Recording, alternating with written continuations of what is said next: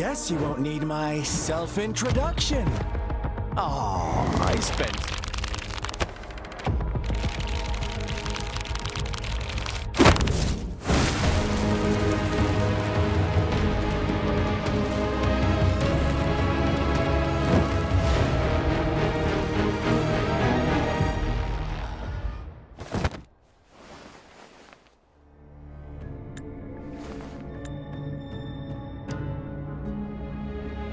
If you need to hear it from me, then yes, I am Scar.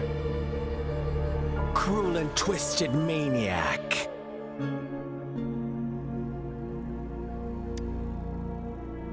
We deserve a meeting free of such disturbances, don't you agree? The girl, she's gonna sway your judgment.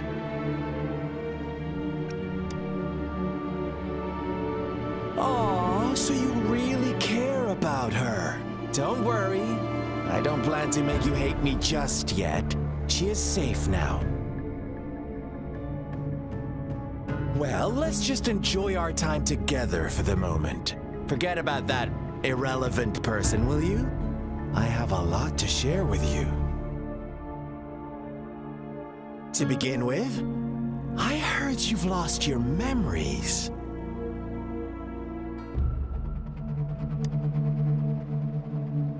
So, it's true.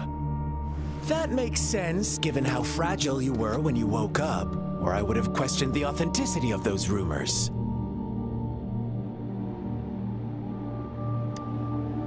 So you noticed. Oh, I am flattered. No need to be so on edge. By now, you should have realized I'm just one of the onlookers. But out of all the onlookers, I'm the only one who came forward to meet you with absolute honesty. Before you knew anything about this world, you were already the center of conflict. You are the unknown variable we've been waiting for. Forces have been fighting for possession over you.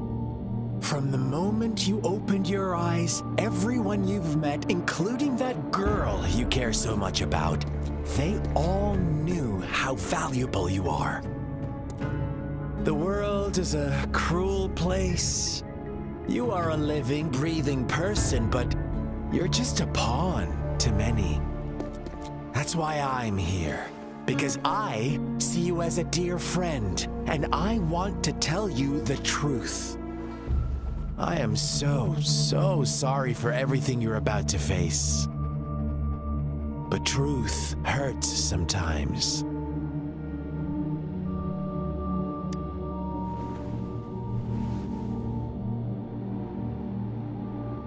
I know you are not one I can sway with simple words.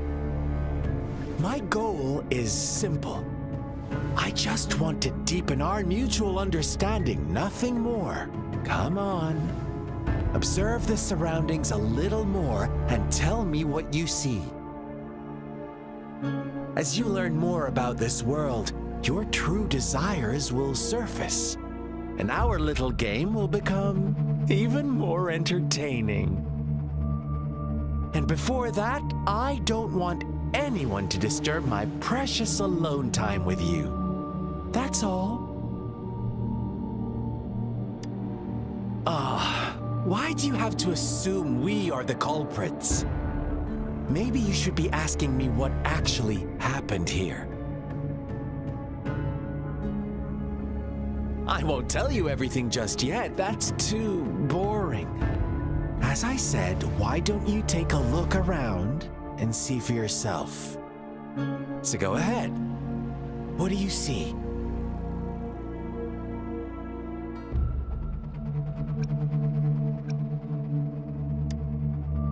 Bravo! Didn't think you'd catch on to that.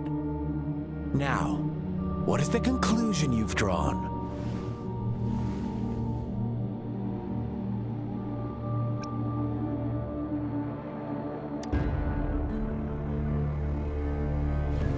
I see you don't really trust those villagers. Ah, so they were right about you. You are indeed quite exceptional. I like it. Your keen observation, precise judgment, and accurate understanding of human nature. Let me give you a couple more tips. The truth is far more complicated than you think. First, who are the players in our tale? An innocent girl, a revered leader, and a flock of simple villagers. Next, what makes up our main plot? False devotion, fleeting kindness, collective deceit, senseless killings, and the one vulnerable soul pushed onto a path of destruction by the masses. Now, Rover, the story is yours to spin.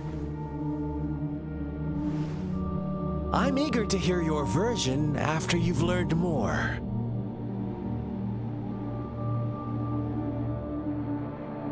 Well done. You didn't let any details slip.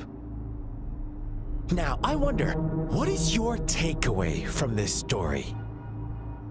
Answer me and I'll reveal the truth of what happened. Who was the real culprit behind the diminishing number of lambs? Indeed, the direct culprit was the shepherd. He held all the power, fulfilling wishes at a price. The lambs knew the risks, yet succumbed to temptation. Unfortunately, in the face of such temptation, they disregarded all the hidden risks, as disaster had yet to befall them. If they were given another chance, I believe they would still choose the same path. Inevitably, they accepted their fate and paid the price when their time came. Now, my second question. What price did the lambs pay for their wishes? But that's why they wanted it in the first place. Why would they trade their wealth for a wish when they were risking their lives for it anyway? Here's my final question. What happened to the black lamb? Don't rush, Rover. Take your time. What is the truth you've uncovered?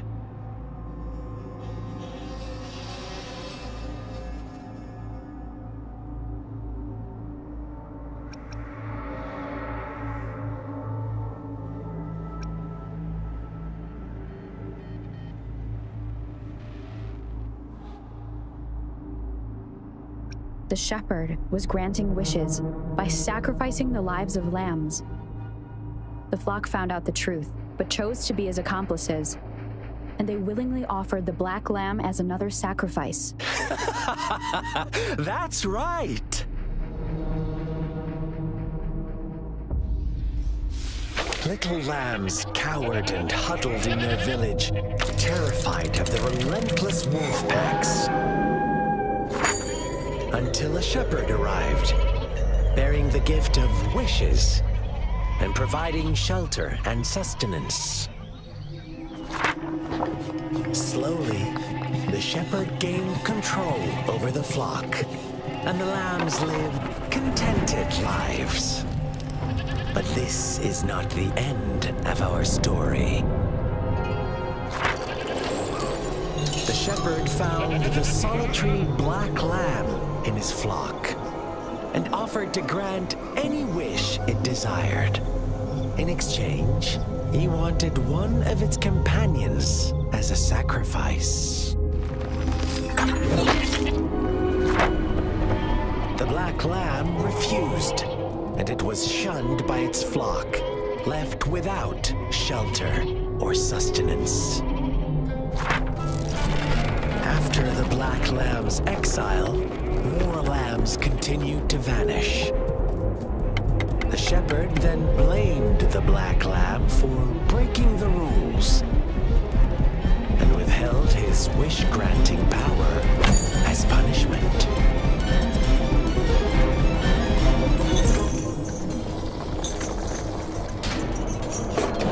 From the very beginning, the lambs knew the risk of making wishes. They too could become sacrifices for those of others.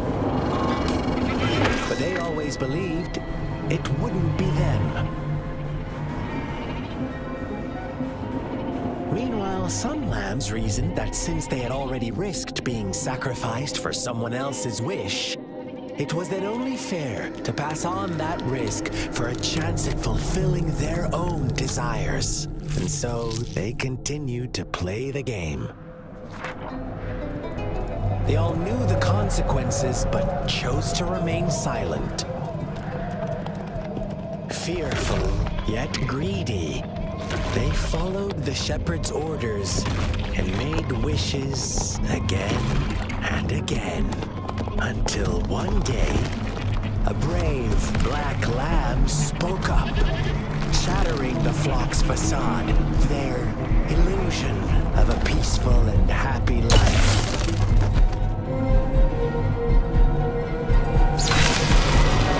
Black lamb got in their way, and that of the shepherd's cruel pursuit, sparking hatred in their hearts.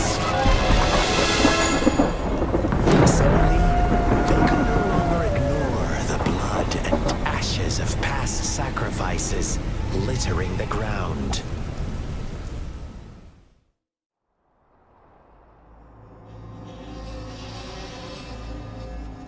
How do you like my story, Rover?